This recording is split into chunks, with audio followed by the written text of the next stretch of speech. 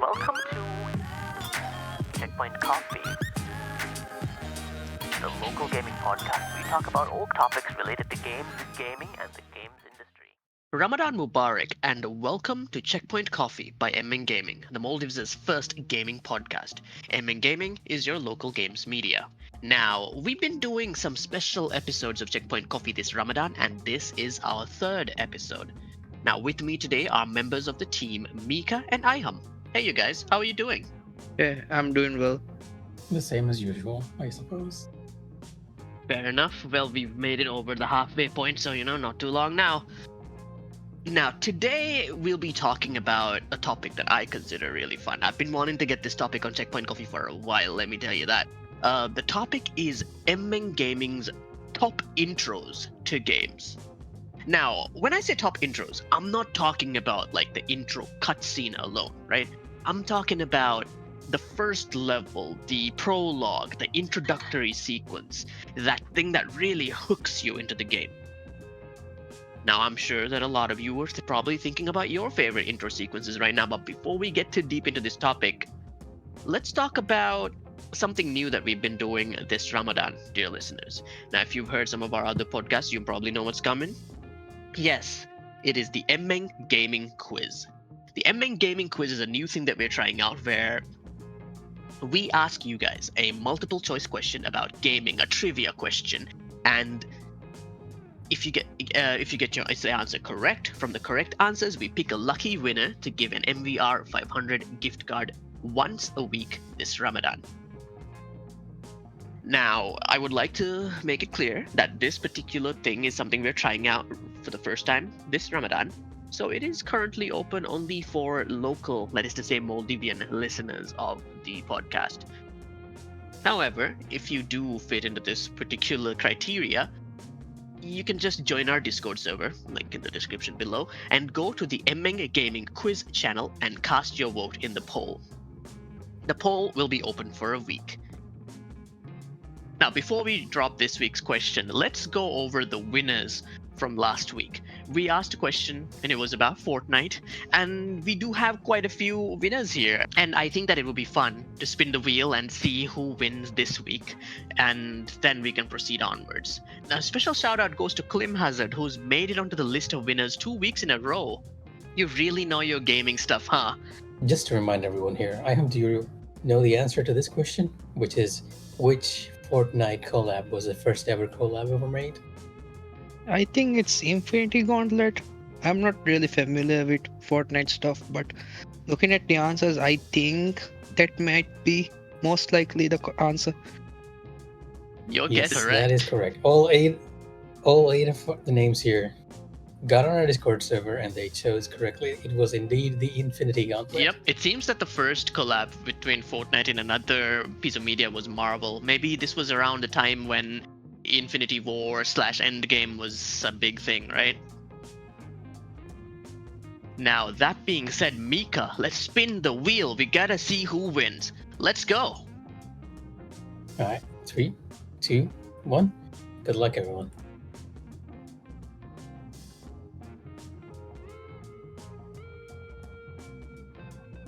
Oh, look at that. It's our... And the winner is Jack the King. Congratulations, Jack the King. It is our, frequent chatter, and he shows up to our stream sometimes as well.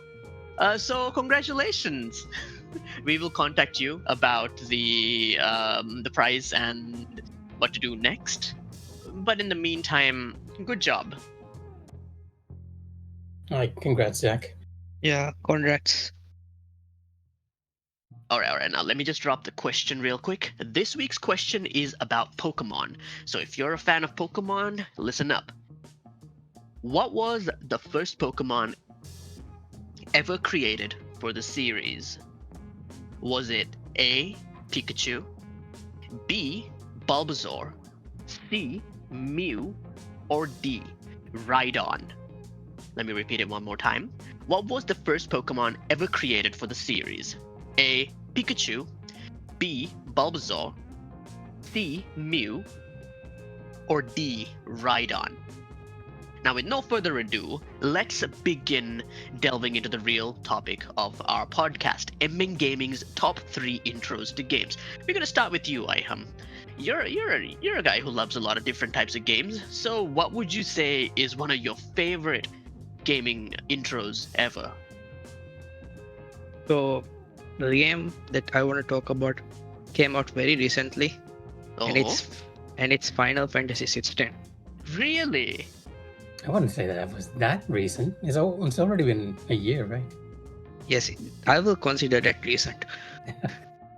Okay, fair Okay, enough. listen, I just want to say, I really thought you were gonna go for a Persona game because I know that you're a big fan, so I am really surprised. Okay, let's let this guy cook. I want to hear what you gotta say. Yeah, I gotta echo the sentiment because when you mentioned this topic, I was 100% expecting Persona 5 opening to come up here. Which does have a pretty solid opening, I'll give it that. But I mean, if this beat Persona 5, it's gotta be something special. I am. So why do you like it so much?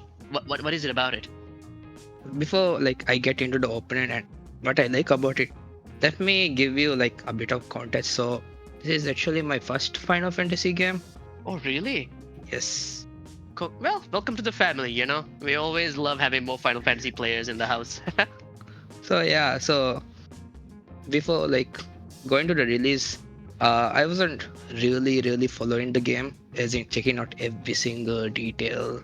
All I remember, what I remember was it's a action game like DMC, and it has huge monster icons, and they were fighting. That's all I could remember from the trailers. It's a huge departure from the typical Final Fantasy formula, so some people had some opinions about it, but you know, it seems to have had its fans as well. Go on. So because of the combat and the franchise's reputation, I personally wanted to try this game. So, but Yeah. let me just say, I was actually very disappointed at the very start of the game. Ah, When I say the very start, I meant the very start, not the open, the very start of the opening. The reason is very simple. I'm pretty sure you both know the actual logo of the game, right? It has a very cool Yeah. logo. it But the has like thing a is, phoenix and a ifrit, right? yes, but it turns out, in the very start of the game, that it was the title screen, and instead of using that logo, they were like, no, let's just use simple uppercase Final Fantasy 16. Yes, when I saw that, I was very disappointed. Oh, so you thought that the simple Final Fantasy 16 logo is all you're gonna get, right? Yes. So yeah, I was very disappointed. I was expecting the logo, some animation, very cool animation with that cool logo, but no, I just got the simple uppercase Final Fantasy 16 written. That was it. I see. And then what happened? Yeah, then the entire disappointment completely gone away because Ifrit and Phoenix showed up. The entire disappointment went. Man, it literally happens like a few seconds after the logo. Yes. Phoenix will just flap onto the screen. Yes. So I was very shocked, and I wasn't expecting the cutscene transition into the boss fight, and I got to control Phoenix, and I'm fighting Ifrit, and after that the music started. It gave me chills, the orchestra music along with the choir. It was enough. The entire thing was enough for me to get so much excited to the point where I almost was standing. It was so cool, Wow. so epic. Yes, but So this is one of the things that we keep telling you as Final Fantasy 14 players. Soken knows how to deliver a high point with his music during sequences like these. For people who don't know, Soken is the composer, Masayoshi Soken, the composer of Final Fantasy 14 and also 16. And yeah, I am absolutely thrilled for you to hear you say that. yes, that the Phoenix team was so good. But the thing was that the fight ended very early. When the chorus was about to end, the fight ended, and then we met Clive for the first time. So after that, I will not go much into detail, but the thing that I like about this cutscene itself was, so we meet Clive and his group, and they are trying to sneak inside a battlefield where a war is starting from two factions. And in these two factions, one faction had Jill, who is the dominant of Shiva. The other faction had Hugo, the dominant of Titan. Shiva and Titan are the icons, the big huge monsters in this game. And the thing that I like about this cutscene was that this entire battle was shown in a perspective of all of the people around. So when these two monsters fight, there is a lot of collateral damage, a lot of damage will surround it. So it was nice to see this perspective. Before, when Ifrit and Phoenix was fighting in that small battlefield, it feels like I'm very two small people are fighting in this very big area, but it was the complete opposite in this fight. So, for context, for people who are not familiar with FF16, a dominant you can think of as the equivalent of a human nuke. And we have two factions that are fighting over using these peoples to sort of equalize the battle. And the protagonist group, as I have mentioned, is sort of trying to sneak in because they're under orders from one faction to assassinate the dominant of the other faction. So there's a lot of intrigue, a lot of politicking going on, huh? Yes, this game is like the Game of Thrones equivalent in that regard. Okay. I see what you mean. Okay, that could be interesting. So, maybe this is a minor spoiler, but how does this opening scene come to an end? Like, does it reach a very conclusive, like, emotional high point? Is it a cliffhanger? Like, how does it all play out? It also functions as a pseudo tutorial of sorts, right? Yes. For basic controls. Yes, so after this cutscene ends, it's just a very big tutorial of like all of the combat, the small combos and everything related to the game. And we get to like, and then after that cutscene, we are meeting the child Clive, not the adult Clive. Now we are meeting the teenage Clive, and from this person we get to know all of the combat tutorials, what the game is and everything. And there's a small introduction to the world, a basic amount of politics and so on. And you just asked about how this entire opening ends, right? If you can reveal it without spoiling too much, yeah? Yeah, so I would say this entire thing comes under full circle because after like playing as Clive and the story progresses, the thing is the story will progress the very start of the game where Ifrit and Phoenix fight. So it comes full circle. So basically, it's kind of like told out of sequence, right? Yes. That's actually very cool. I really like it when stories do that. Yes, and it comes full circle, and the best part is now there's a full Ifrit and Phoenix fight. So the entire music plays out. So previously they were just kind of teasing you. Yeah, it was just a teaser. But now it's the full fight and it was good.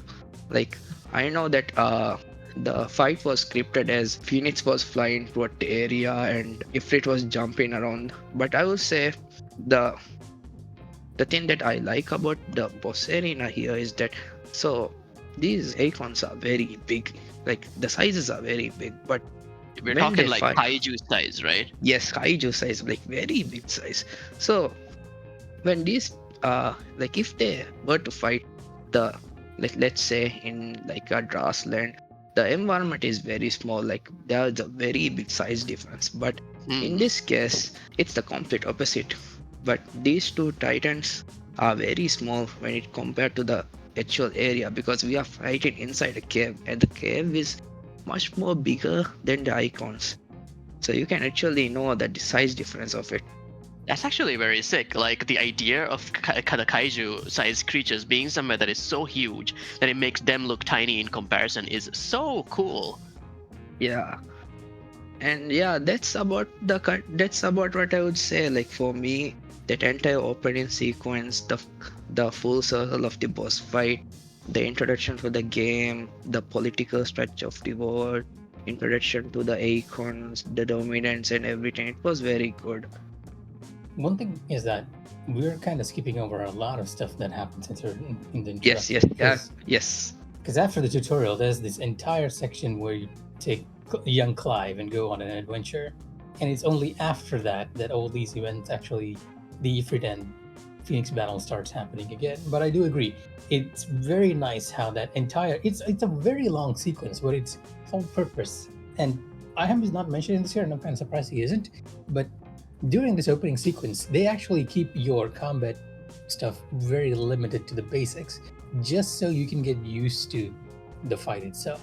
Because I remember trying to perfect one of the bosses during that section, just a mini boss that comes during the introduction. And because they kept it so basic, this one small adventure, you actually had a lot of time to get used to the controls before the main game or the adult Clive took over. That's actually very fascinating. Okay. So yeah, the entire like the first Ifrit versus Phoenix battle, like for me, it gave me a huge expectation of what Akon versus Akon battle would be, and like my inner kid was like jumping, like I was getting so excited. It was Oh, like that's very great. cool moment. It was definitely a moment, yeah. Yes, I would say the music that carried it. Mm. Yes. Token has done it again. Oh, come on now. Give Phoenix and Ifrit some credit here.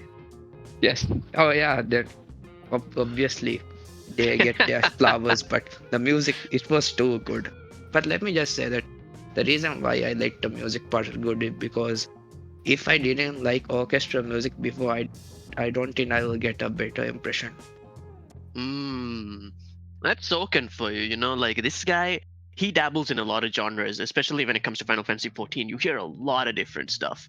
But the one thing that you can always be sure of is that the man knows how to do music that suits the mood. Whether it's Yeah. quiet or loud, he is right there with you, you know. I think that's just fantastic. Oh yeah, and let me tell you one thing I got to know later.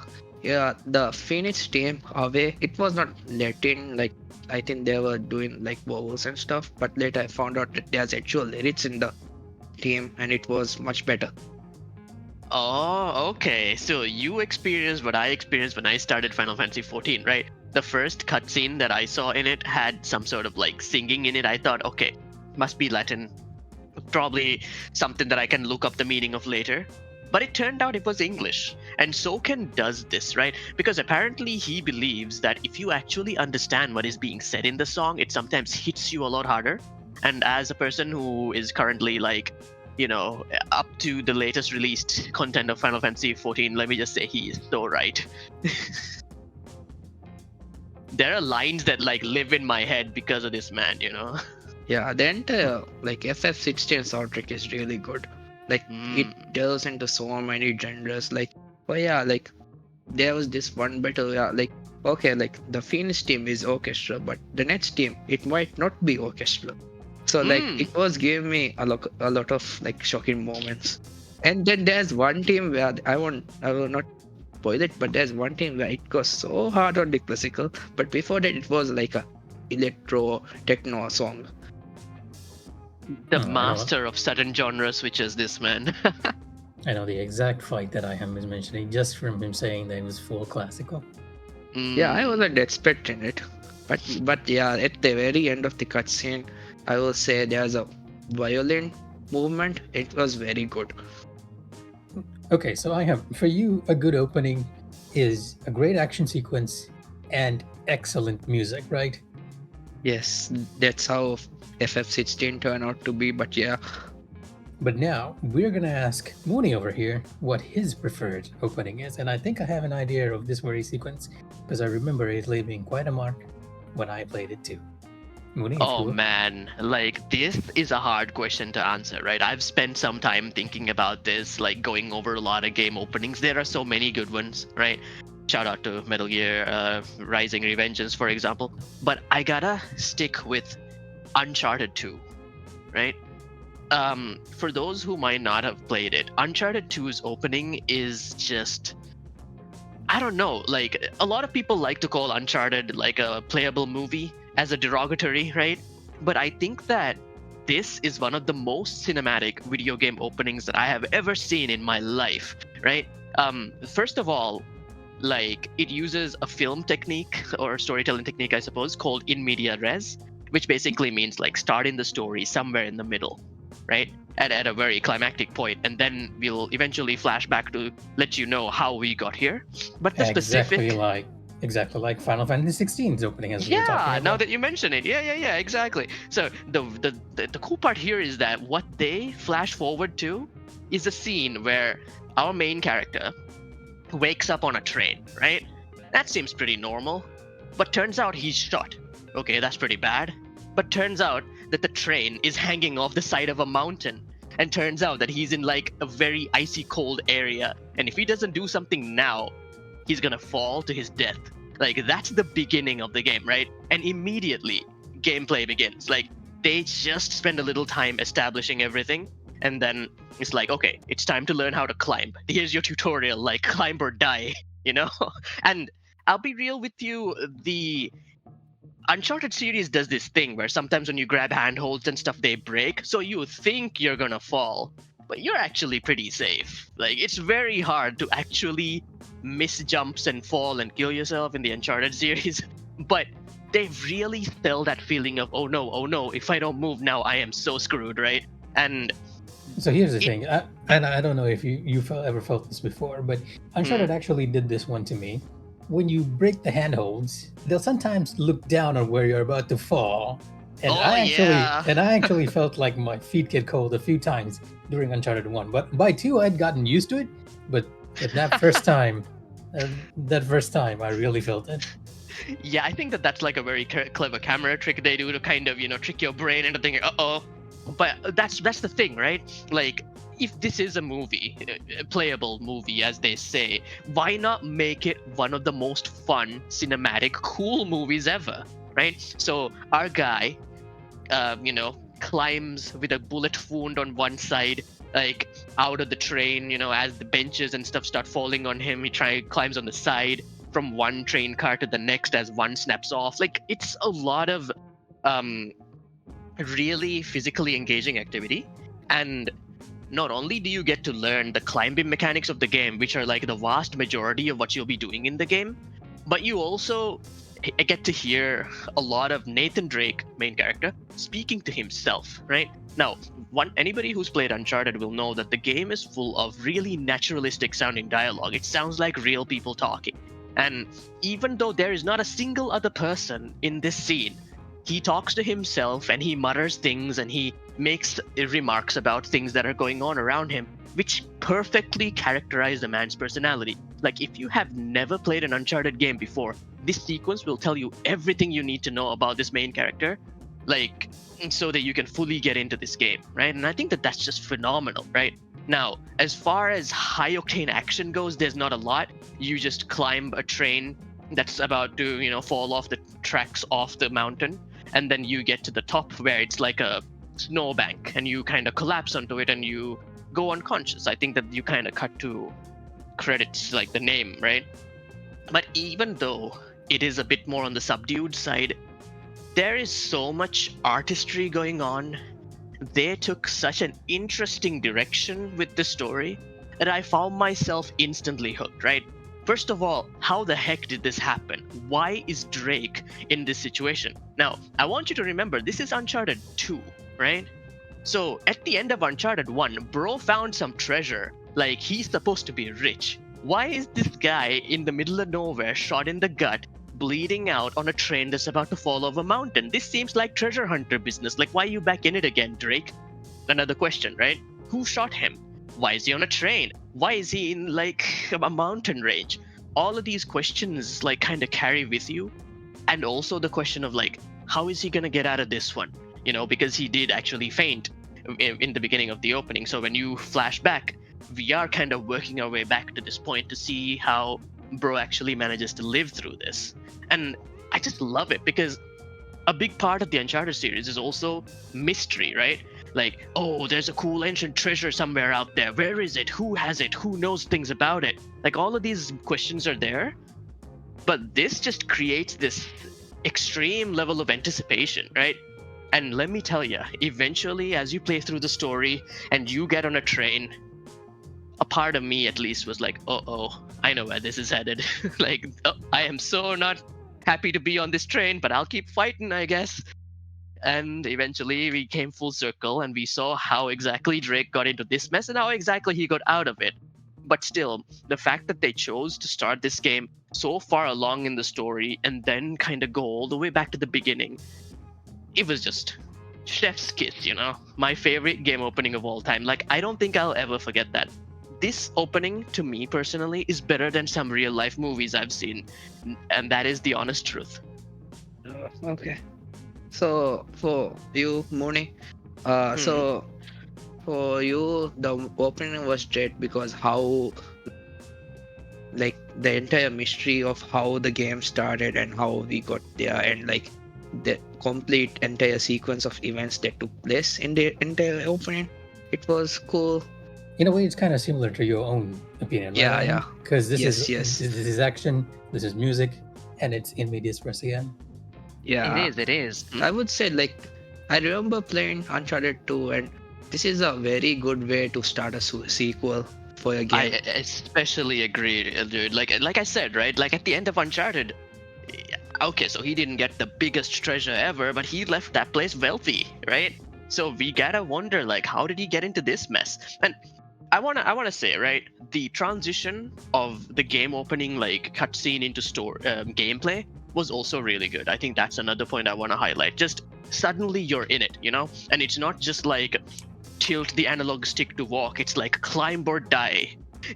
Right? And I think that that's such a nice way to really get the players immediately hooked. It's like, okay, I gotta climb the side of this train or else I'm completely screwed, right?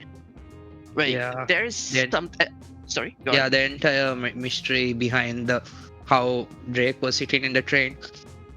Oh man, I love that. Like initially, the camera kind of makes it seem like he's just sitting on a train, but then when he looks out, we realize simultaneously, the train is hanging off a cliff. Like that's just so good. Now another like thing, right? Since we're talking about the main points, I also want to say that having a scene with only one character is usually like a really difficult situation when it comes to showing what the character is like, showing their personality, because the only one they can talk to is themselves, right? And usually in some games these days, characters talking to themselves is like, maybe I should open that door. What if I climbed that wall? It seems that I need another weapon for this. Like that kind of stupid dialogue. But here, it's actually very believable and very good. And you get to see his personality so well that I think that even a complete stranger who has never played an Uncharted game before can immediately get this guy's vibe, right? And I think that's just awesome. Yeah, I was about to say the same thing. Like if someone started playing Uncharted 2 as their first Uncharted game, the entire sequence will actually tell what the entire personality of Drake is. Like he is a very fun guy. He will make a joke whenever there's opportunity for it. And some of the jokes are pretty bad, but it gets the job done. I personally think the fact that he makes bad jokes is kind of in his favor because it lets you know once again, like, what is this guy like, And I'm pretty sure those jokes were the reason why he got a girl, even. I wouldn't be surprised. It's like Indiana Jones is a very beloved film character, and he also does make puns from time to time, and he has these one-liners and stuff like that. And Nathan Drake very much shares that Indiana Jones explorer DNA, So it's nice. And I believe the voice work is done by Nolan North, if I'm not wrong. And Nolan North is really like voice acting his heart out here. So Uncharted 2, 100% recommend, even if you've never played Uncharted before. Heck, you can just play this game and play none of the others. I mean, they are all pretty decent in my opinion, but like, if you could just play one, this one would be the one that I would recommend.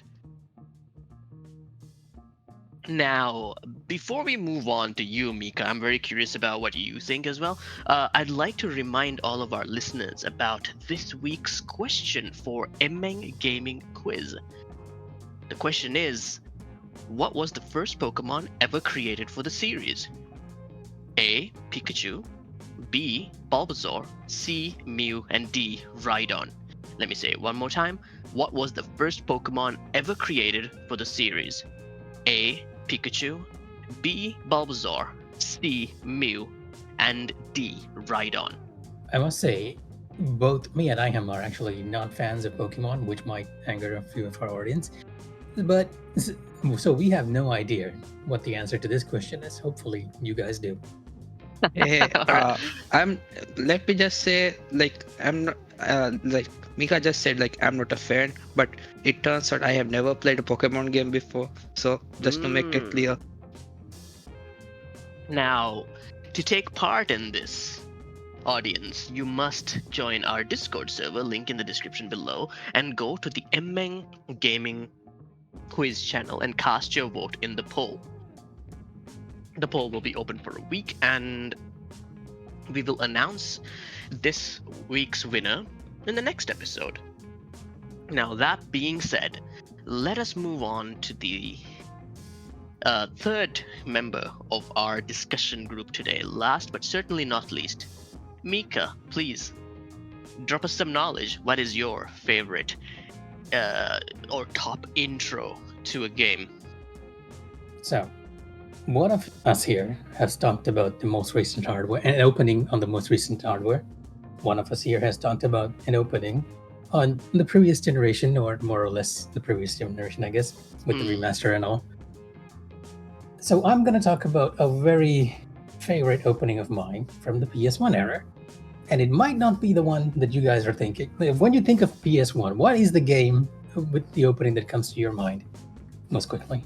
I'm gonna be honest, Final Fantasy VII, that's gonna be it for me. Or Metal Gear Solid, I think, is also a really good one. Yeah, that's the one I would actually go with for most people. It's the opening from Metal Gear Solid. But more than Metal Gear, one other game which actually had really impressed me at the time was the opening of a lesser known Square RPG strategy hybrid game called Vagrant Story. Oh my god. Okay, Cook, I need to hear this. I love this game, so I always want to hear people talk about it. People need to know how dope this game is. Please, you have the floor. I'm not sure if you're familiar with this, I am, but back then, and I think some games still do this now, is that if you leave the start menu unattended, it would start playing intro sequences over and over. It's become a bit rarer now. So what Vagrant Story did was that it had the intro sequence, and if you waited a bit, it would show this FMV cutscene of a belly dancer and just the main characters fooling around weapons and a tattoo.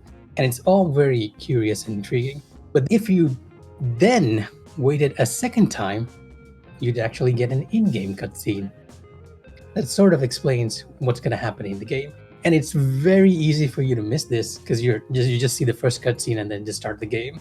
Can I just add something, right? So, to give you guys some context in case the PS1 era was a little bit before your time, it's normal for games to have like an animated cutscene when you wait a little bit on the new game thing. But here, we actually get a second secret cutscene. Not just that, Mika, like it also comes with a secret level that you can only play if you don't skip it, huh?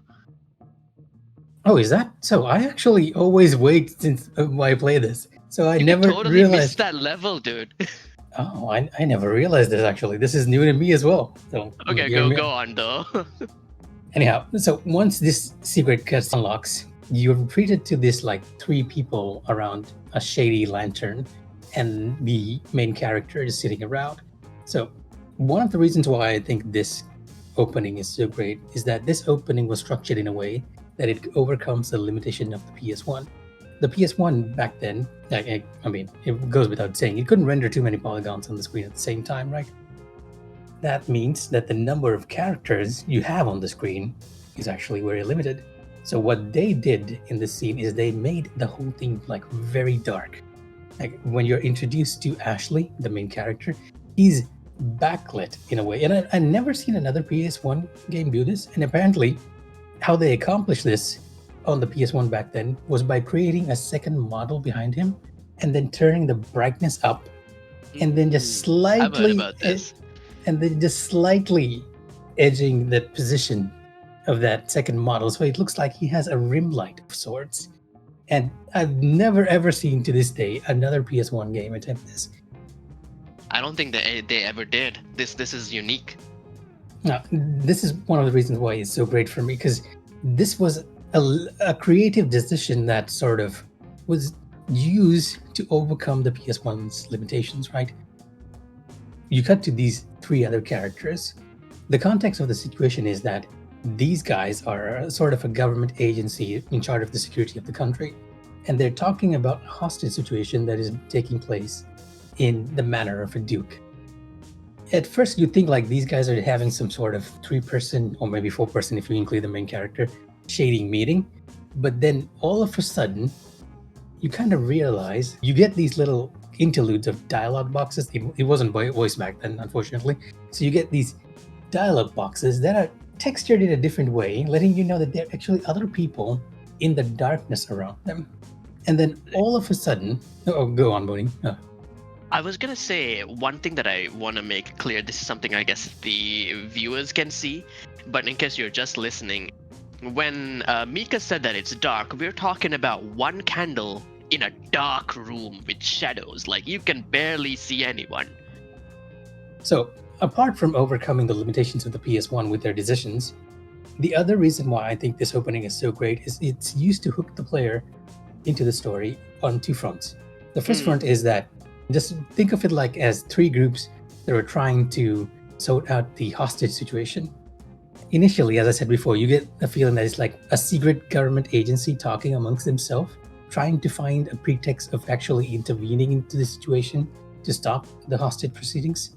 But then, how the presentation is that the player is hooked onto the story by introducing all these political factions, these 3 groups that are intertwined together, and you actually found out that the hostage situation is a bit more complex than you thought earlier, because the Duke who's actually been held hostage is the one who's funding the terrorists who are actually holding him hostage.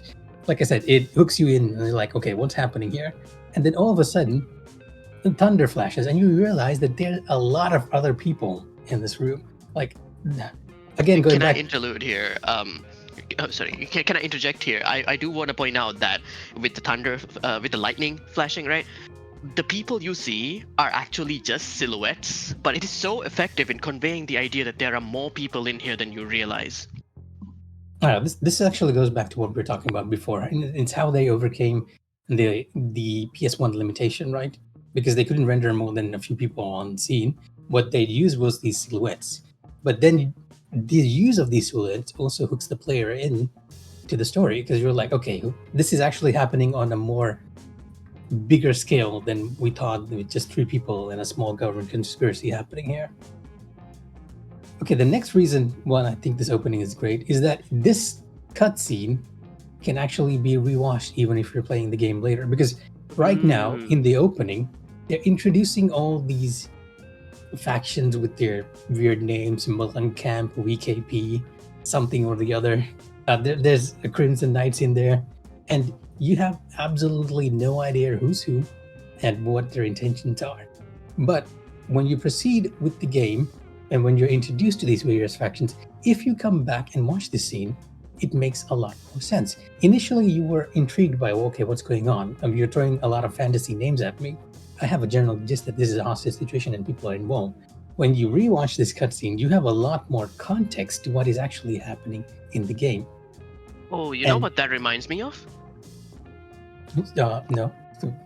It reminds me of a game that came out recently, just towards the end of last year, Metaphor Refantasio, right? In that game, also without spoiling much, the first cutscene that you see, even before you get the new game screen, is essentially the inciting incident of the game. Something happens, and a bunch of political figures of different factions meet up and discuss. And at first, you're just kind of hooked in, like, okay, this is interesting, this is mysterious, what the heck is going on? But the more you play the game, every time you see it again, you're like, oh, it's that guy from that place, it's that guy from that place, oh, so this is what's going on. It's such a nice feeling, right? Yeah, this is the exact feeling I was talking about. Like, you have no idea who these people were initially, but the more you play the game, the more you understand the situation, the more you can connect it back to this cutscene. And you sort of want to watch it because the cutscene is a full-on explainer of what's going on. It's just that because you're so new to this world, you kind of don't get everything in context. It feels like a spy movie, right? And that's something I really love, right? Now, Vagrant Story, there's a lot to love about it, but one thing I really want to point out is that even though it's a medieval situation, you know, we've got knights, we've got holy orders, we've got like, swords and shields and armor and all of that. This conversation kind of feels like the FBI, the CIA, and the NSA talking. Like there is actual spy talk going on here. It is so, I don't know, like it feels like this is Metal Gear Medieval, if that makes sense.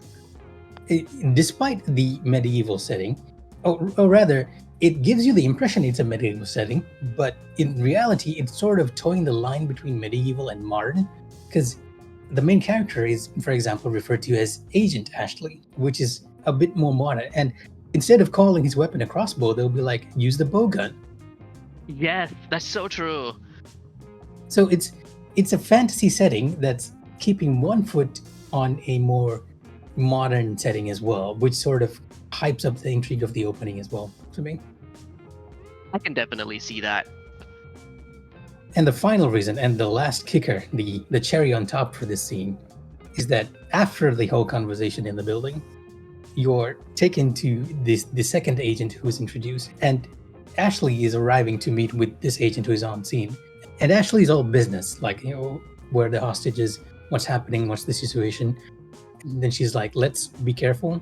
We gotta wait for reinforcements. And Ashley's just like, I am the reinforcements. Oh my god, I love that line. It's so cold. It kind of sounds, it might sound cheesy depending on the delivery, but because this was not voiced, everything was happening in your head. I was just blown away by that line. I am the reinforcements. It's just such a cool line to say for a character. Let me put it this way, right? Back then, the word aura was not being used in quite the same way that it is these days, but that was like, dripping with aura. Like this guy gave off like such a cool guy vibe, There was something very endearing about his self-serious approach to like, yeah, I am the reinforcements. Ooh. Like this whole opening, I've never ever seen another game attempt like hook me immediately into the setting as much as this. Metal Gear came close because there was a lot of the same things here. A very good cutscene direction, an intriguing political discussion or plot happening. A character that you think, or you get the gist is very interesting, infiltrating a place. But somehow, I feel like Vagrant Story has been overlooked on that front, and it does all this so much better. I still think it stands out even now.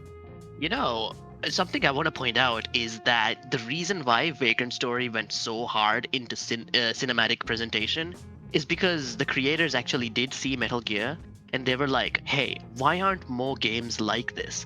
So they actually did what they could to elevate it to such a high degree because someone out there was also experimenting with cinematic game presentation. And I think that that's really lovely to see two legends essentially influence each other.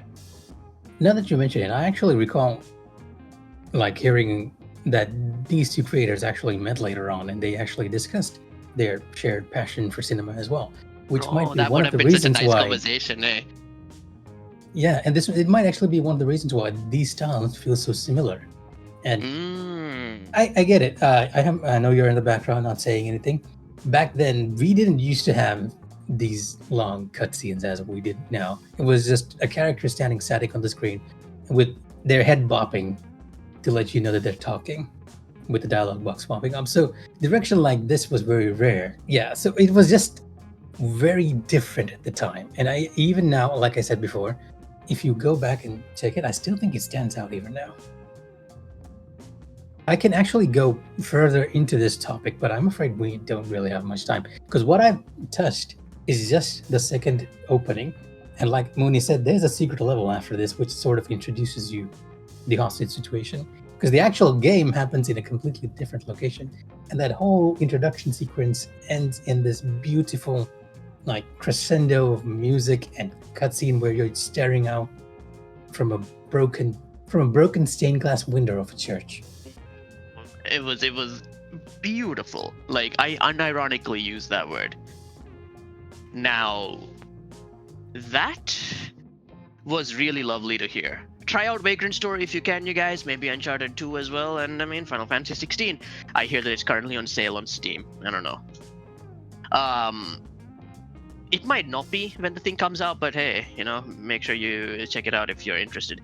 Now, you guys, thank you so much for coming together with me and discussing this really fun topic. It's always really nice to hear games that y'all love and why you love them, right? I think that that's one of the things that a lot of gamers can actually relate to. I mean, you can tell how passionate both of us were about these openings. For sure. And Iham himself, I mean, he brought the heat with that FF16 thing. I was actually really surprised that Final Fantasy made the top of the list. Can you believe it? For context, Iham is a really big Persona fan, so we were all betting it would be P5 or P3. Yeah, for Persona 5 might not be my favorite opening event. Like it might be like a good opening, but not the best. Oh, I might like Persona the 4 game, is but it's not the fantastic. best. Okay, audience. Now you're hearing I am raise hands. If any of you have comments or if you're disagreeing with him, let us know down below. Of course. And with that, I must say, thank you both for giving us your insights and gushing over some games that y'all love, okay? That was really fun to listen to, and it was really fun to engage with you as well. And as for you, the audience, I must say once again, thank you so much for joining us. And here is a reminder of the question, this week's question for Emmen Gaming Quiz. What was the first Pokemon ever created for the series? Was it A, Pikachu, B, Bulbasaur, C, Mew, or D, Rhydon? What was the first Pokemon ever created for the series? A. Pikachu, B. Bulbasaur, C. Mew, or D. Rhydon? I'm just gonna ask him right here. What do you think is the answer?